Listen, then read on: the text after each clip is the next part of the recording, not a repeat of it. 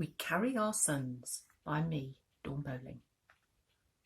We carry our sons on our shoulders, balancing their weight until we are bone-grooved, permanent rails in granite.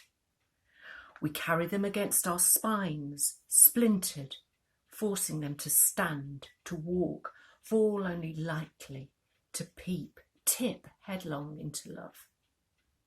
We carry them in our blood, filling our weakling hearts with their beat or half-beat or missing beat, arrhythmic to our essential syncopation.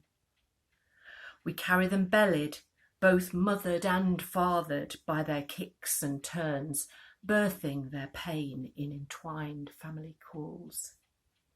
The boys we are given live in our legs, as men in our fists, their shouts filling our mouths, their loud, brave song still as clear as a muezzin.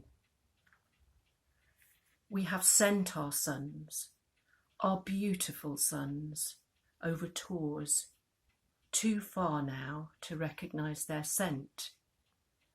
Empty-handed, we are still left wearing the mark, their shape, their weight, easy like a dazzling scar.